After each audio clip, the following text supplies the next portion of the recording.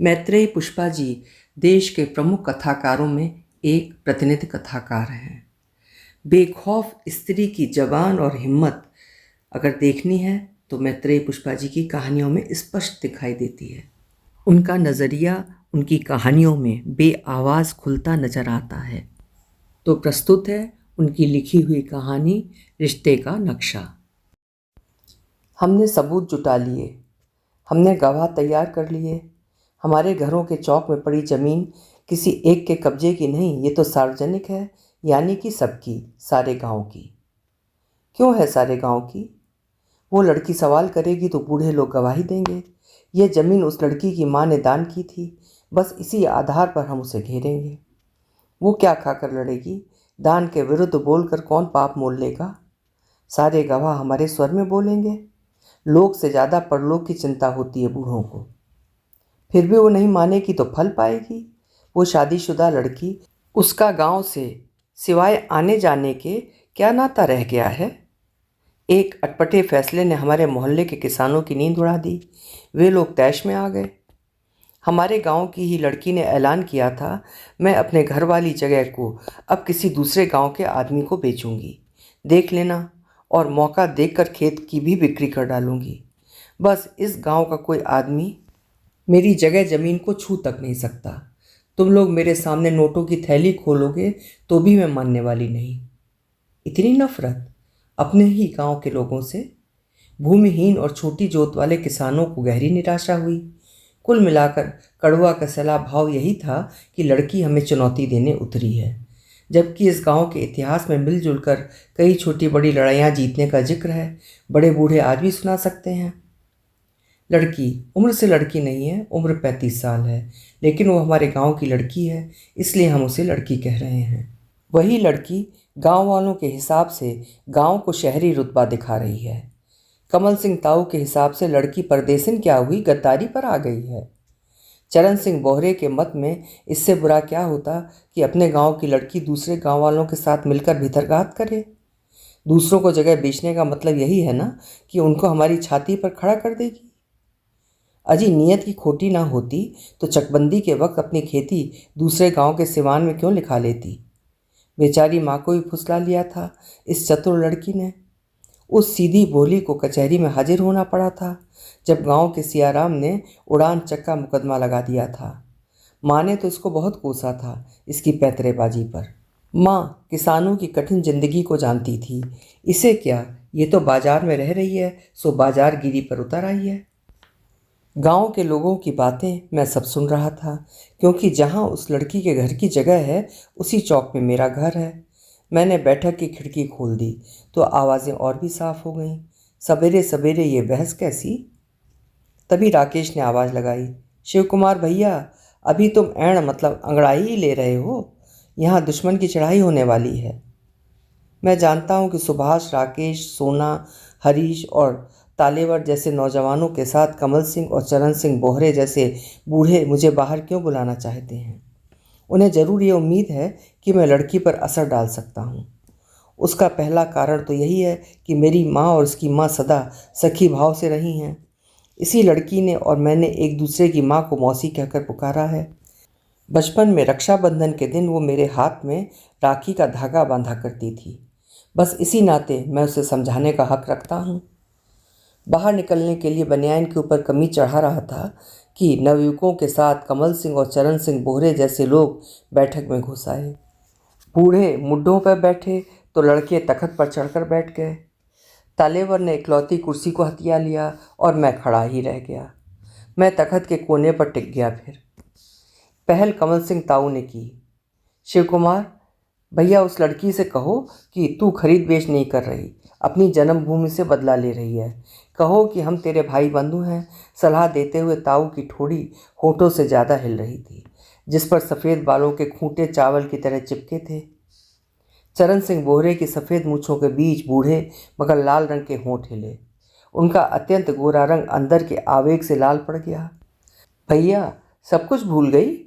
अपने पिता की याद दिलाना उसे, उसकी माँ के साथ कितना भला किया। बोहरे की बात पर मुझे पहला बहुत कुछ याद आ गया। मेरे पिता और उसकी माँ के बीच कभी परायापन नहीं रहा। माना कि तब हम अबोध बच्चे थे। जब लड़की के पिता का देहांत हुआ, उसकी माँ के नाम मेरे पिता ने कचहरी जाकर खेत चढ़वाए थे। लड़की बीमार हो जाती थी तो चाचा मतलब मेरे पिता उसको अपनी घोड़ी पर बिठाकर वैद्य जी के पास ले जाते थे। हाँ, मैं उस लड़की से ये तो कह ही सकता हूँ कि मैं भी अपने पिता की तरह साथ खड़ा हूँ, मगर जो लोग बैठक में बैठे हैं उनको मनमानी करने दूँ, ये भी तो लड़की के साथ अन्याय होगा। सामने बैठे तालेवर सरीखे लोग मेरे पास इसीलिए आए हैं। कसे बदन और सांवले चेहरे वाला राकेश कहने को तो टी शर्ट और पैंट जैसा आधुनिक लिबास पहने हुए था, मगर उसका मुंह माथा गंवारू गुस्से से तमतमा रहा था। नाक फुलाकर अनुपस्थित लड़की पर वार किया। पड़ोस के गांव तक आई थी, यहाँ तक नहीं आई, इसी से समझ लो। सीकिया सोनू तलवार की तरह म्यान से निकल पड़ा। गले की नसें फुलाकर कोप में बोला, आती कैसे? अपने खेत तो इस साल के लिए गोपालपुर के बनी सिंह को जुता गई है, मुंह रह गया अपने गांव में आने का। अरे वारी छोरी, चरण सिंह बोहरे कराहे, अपने गांव वालों की नाक रगड़ दी रेत में, हरीश ने जोड़ा। सुभाष अभी शांत था, बस इतना कहकर रह गया, उसी का दिया प्रसाद समझो कि गोपालपुर के लोग हम पर थूक रहे हैं। रणवीर तो यहाँ तक कह रहा था कि तुम्हारे गांव की बेईमानियों की पोटली लिए फिरती है लड़की, कहती है मालमारा लोग हैं, पूरे देश खाओ। सोनू सुभाष की ओर देखता हुआ तौहीन से काँप गया। तेज सांसों के बीच बोला, तूने कह क्यों नहीं दिया रे सुभाष कि वो हमारे गांव की बहन बेटी है? हम आपस में लड़े भिड़े रूठे मनाए, तुम कौन? सुभाष ने सफाई दी, मैं किस किस बात का जवाब देता, बातें इतनी कटखनी थीं कि मैं तिलमिला गया। रणवीर कह रहा था ये लड़की अब तुम पर थूकेगी भी नहीं। सोनू एकदम बोल पड़ा, तो हम ही कब थूक रहे हैं उसकी धरती पर? धरती मैया क्षमा करें। कमल ताऊ भयानक से हुंकार भर कर रह गए। तभी तालेवर ने ठोस आवाज में सबके बीच हाथ उठाकर कहा, वो क्या हमारी पालनहार है? काले दिल की लड़की, पर इतना समझ ले कि हमारे मौजे की जमीन कोई जोत नहीं पाएगा। मैं चुपचाप दरवाजे के बाहर देख रहा था। सामने लड़की की ज़मीन है, यहाँ कभी उसके माँ बाप का घर था। घर टूट फूट गया, कड़ी ईंटें खिड़की दरवाजे के किवाड़ गांव के लोग उठा ले गए। मैं रोकता रहा तो कोई लापरवाह तरीके से कह गया, तुम कौन कि खामखा। और इसके बाद जो मैदान रह गया उसमें अपने हिसाब और सुविधा को देखकर लोगों ने जगह जगह खूंटे गाड़ लिए कि बैल भैंस और गाय बछड़े बांध सकें।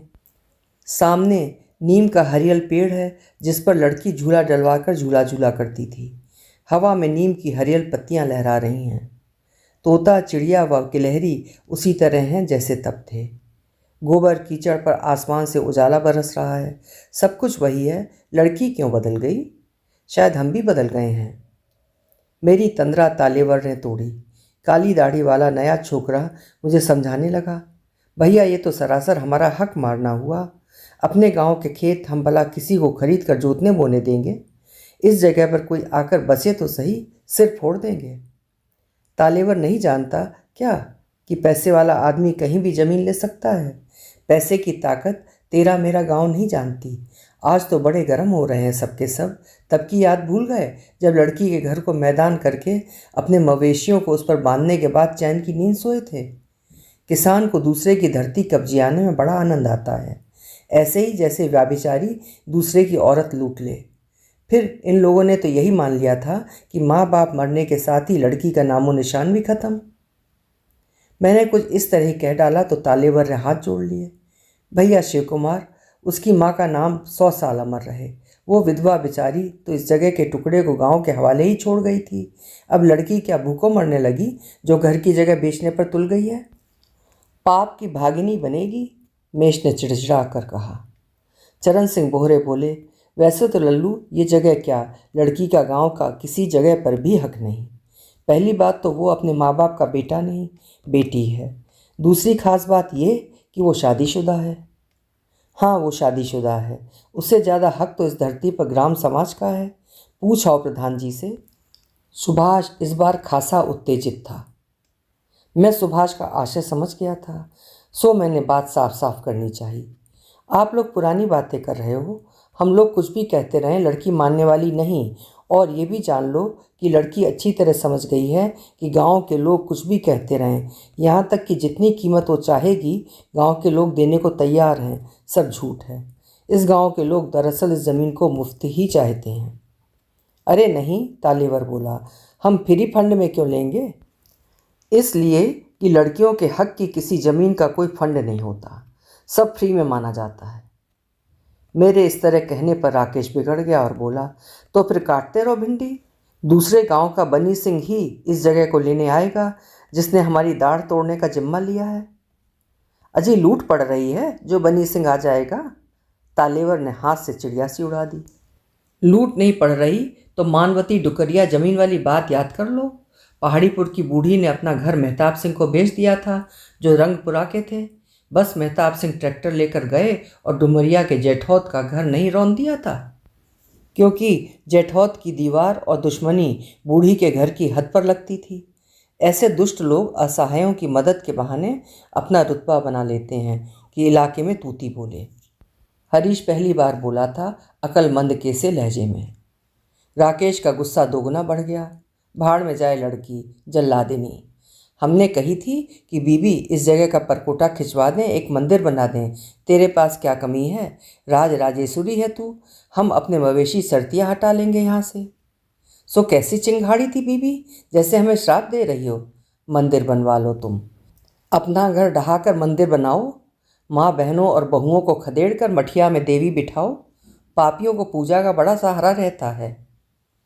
मैं सभी बातें सुन रहा था और ये भी सोच रहा था कि ये जगह रणबीर या बनी सिंह में से किसी एक ने ले ही ली तो। एक पुलिस से हाथ मिलाए रहता है, सो दिन रात यहाँ सिपाही धमकाते धमकाते रहेंगे। दूसरा कचहरी में रैट पैट रखता है, नपाई का फीता लिए लोग आ जाएंगे। और यह भी तय है कि लड़की वाली जगह की सीमा निश्चित तौर पर उसके दुश्मनों प्रतिद्वंदियों के आंगनों तक जा लगेगी। ये क्यों हो रहा है मैं अच्छी तरह समझ रहा हूँ। मैंने सोचा पंचायत चुनाव का खेल है सारा, वरना उस लड़की को गांव में घर की जगह के लिए खरीदार मिलता। आबादी के हिसाब से हमारे गांव की पंचायत में 2 गांव और जुड़ते हैं। इन गांवों के बनी सिंह और रणवीर जैसे लोग यहाँ बसने का हीला चाहते हैं कि वोटों को अपने प्रभाव में ले लें। मैं उधेड़बुन में लगा था। क्या वो लड़की इन दोनों के साथ शामिल हो गई है? शायद। वो हमारे गांव की पंचायत से खार खाए हुए है। हमारा फैसला ही तो उसे नागवार गुजरा था। सो कह रही थी मेरी ज़मीन से खूंटे नहीं उखड़वा रहे, शर्त भी कैसी रखी है कि मैं यहाँ आकर बसूँ। समझते हो कि मैं यहाँ आकर बस नहीं सकती। मेरा काम एक जगह बैठने या रहने का नहीं। मैं तो बस इतना चाहती हूँ कि मेरे खेत यहाँ हैं तो घर भी यहीं होना चाहिए। दिल चाहे तब आ जाऊँ। ये बात तुम्हारी पंचायत क्यों नहीं मानना चाहती? यदि नहीं मानती तो मैं इस पंचायत के फैसले को नहीं मानती। क्यों नहीं मानेगी? पंच का फैसला तो हर आदमी को मानना पड़ता है। प्रधान जी ने कहा तो बोली। इसलिए कि आपकी पंचायत में सदस्य तक तो पूरे नहीं। 2 स्त्रियों के नाम हैं मगर वे हैं नहीं। उनसे ही मैं न्याय की उम्मीद करती, वरना तुम्हारी पंचायतें तो बरसों से अन्याय बांटती चली आ रही हैं, आज की ही तरह। ऐसे लोगों का मेरे लिए कोई महत्व नहीं। उस दिन वो गुस्से में चली गई थी, जैसे बहुत अपमानित हुई हो। मेरी पत्नी ने उसकी धोती के छोर में विदा के रुपए बांधे तो वो फूट फूट कर रोने लगी थी। हम गांव वालों के बारे में उसने क्या सोचा होगा? माना कि हम उसे मना कर रोकते रहे थे, पर जब नहीं रोक पाए तो बड़ा रंज हुआ था। इंसाफ नहीं दे पाए। रंज करने से बनता क्या था? तभी तो उसने लानत बरसाई थी। कह देना गांव वालों से मेरी जगह ज़मीन के बारे में सोचना भूल जाएं। वे मेरे होते कौन हैं? क्या वे लोग अपनी ज़मीन की बिक्री करते समय मुझे पूछने आते हैं जो टांग अड़ा रहे हैं?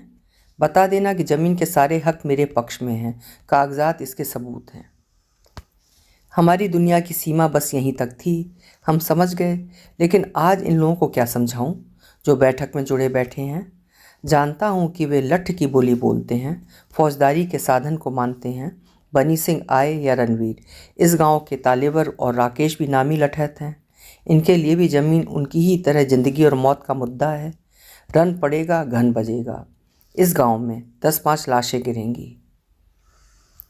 मैं गहन सोच में पड़ गया और निशाने पर लड़की आ गई, जो अपनी माँ की उल्टी तस्वीर है। माँ भाईचारे में विश्वास करती थी, इसे मोहब्बत से कोई मतलब नहीं। माँ के सपने गांव के लिए थे, ये गांव में मिलावट कर रही है। मिलावट, विष की मिलावट।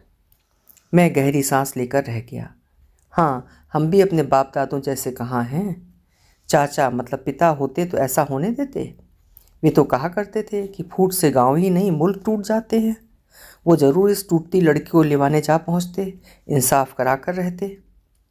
मैं सोच ही रहा था कि तभी सुभाष बोला, भैया हमने मवेशी ही तो यहाँ बांधे हैं, कौन से कोठे दालान उठा लिए हैं। ये लड़की बेकार ही इतना बिगड़ रही है। वैसे मन में तो आया था एक लंबा कोठा उठा ही लें, मोहल्ले के बाल बच्चे स्कूल से आने के बाद वहीं पढ़ लिया करेंगे। घर में तो कलह लड़ाई किचकिच और गप्पबाजी चलती रहती है, बालकों का नुकसान होता है। क्या क्या कहा सुभाष? कोठे की बात कही जाने से सुभाष सहम सा गया, फिर बोला, क्यों भैया, कुछ गलत कह दिया? नहीं, हमारा ऐसा इरादा नहीं है, पराए ठिए पर हमारा क्या हक। नहीं यार, समझ ले कि बन गया काम। मैंने कहा तो सारे लोग मेरी ओर देखने लगे। आगे के वाक्यों में मेरा सर उम्मीदों से लबरेज था। सोच रहा था कि जो हम सोच सकते हैं रणबीर और बनी सिंह के फरिश्ते भी नहीं सोच सकते। वे तो बस मारपीट का हुनर समझते हैं, हमलावरी सीखी है। एक कोठा और पढ़ने वाले बच्चे, पढ़ने वाले बच्चे और एक कोठा। मैं कौन सा जादू का चिराग जलाने वाला हूँ। मुझे याद आया, हमारे चाचा और उनके साथियों ने, जिनमें चरण सिंह बोहरे भी शामिल थे, अनुदान इकट्ठा किया था। बच्चों को पढ़ने के लिए कच्ची पक्की इमारत बना ली थी। किताबें और पत्रिकाएं आने लगी थीं।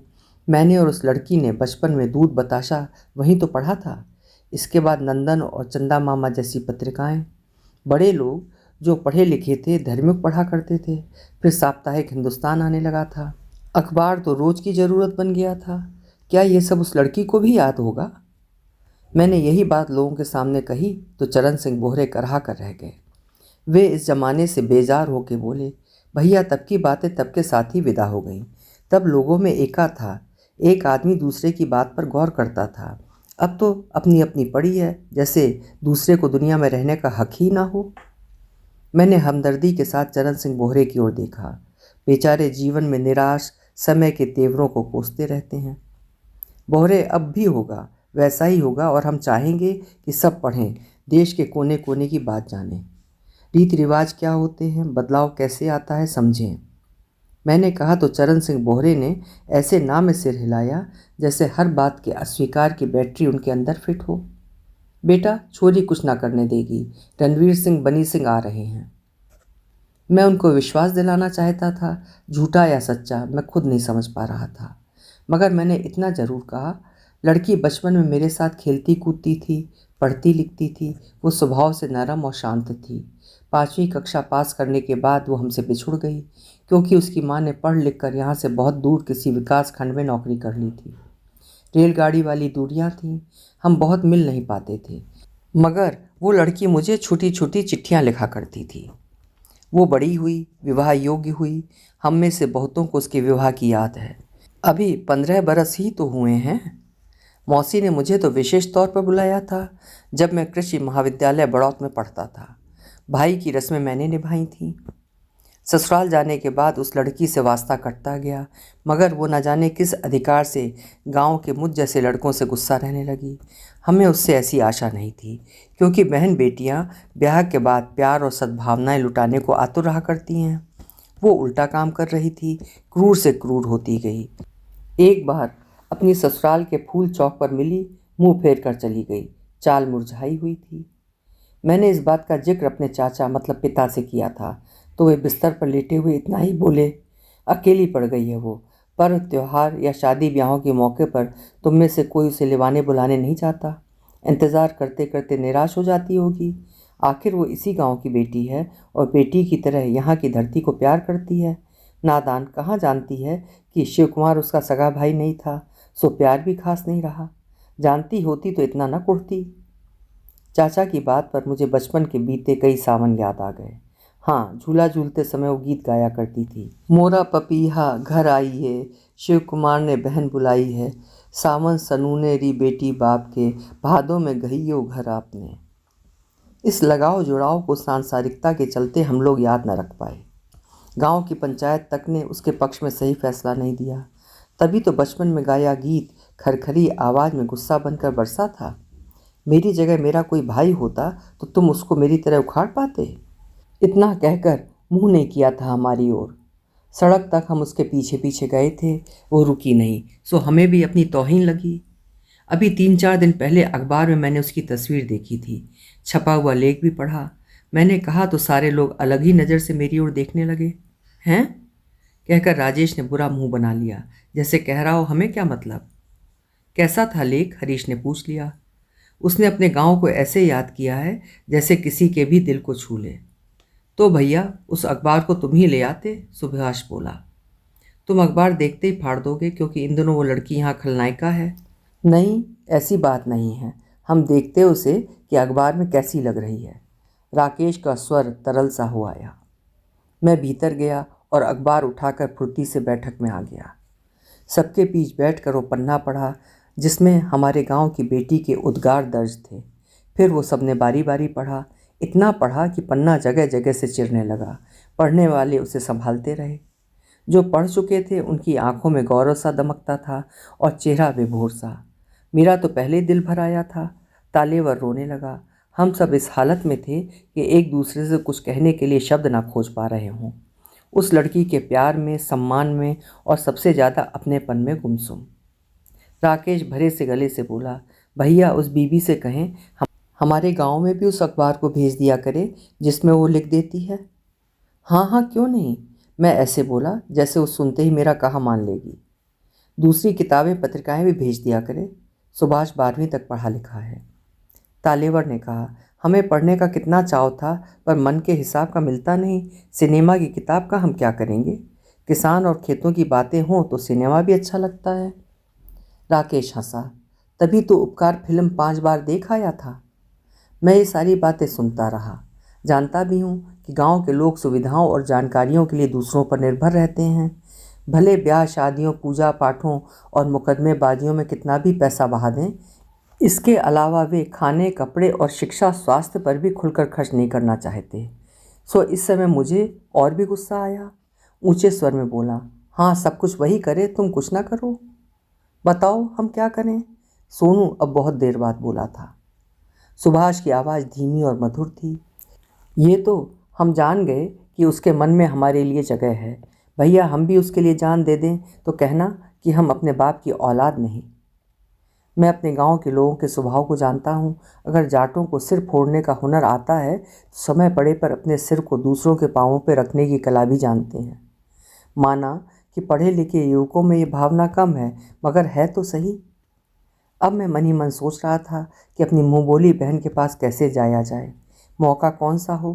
क्या वो गांव आए और याद करे कि उसकी माँ ने इस गांव की औरतों और बच्चों के लिए अपना घर देकर महिला मंगल केंद्र खुलवाया था? तब हम प्रस्ताव रखें कि हम इस जगह पर ढोर नहीं बांधेंगे। अनुदान की आदत हमें पड़ी हुई है। मिलकर परकोटा खींचेंगे, कोठा बनाएंगे। वो बहन मदद करे तो हम किताबें प्राप्त करने में आसानी रहेगी। हम ये कहेंगे तो वो निश्चित ही अपने बचपन में पहुंच जाएगी। वैसे भी बचपन की याद रह जाती है, पर रहती तो वो हमसे इस हद तक खफा होती? मैंने भी वही बचपन का सपना देख डाला। दूध बताशा और चंदा मामा पढ़ते हुए मैं और वो। सोचूं तो अद्भुत लगे, कहना चाहूँ तो कहते न बने। मैं कोरा शेख चिल्ली अपनी बातें हफ्तों दबाए रखा, मगर लोग थे किसी न किसी बहाने उस जगह की बिक्री की बात चला देते। फिर मोहल्ले के लोग मशवरा करें, इसके सिवा कोई चारा न रहता। एक दिन मशवरे के दौरान ही मैंने अपनी योजना उजागर कर दी और फिर तय हुआ कि किसी तरह हमारी बात उस लड़की तक पहुँचे जिस पर ज़मीन बेचने की झक चढ़ गई है।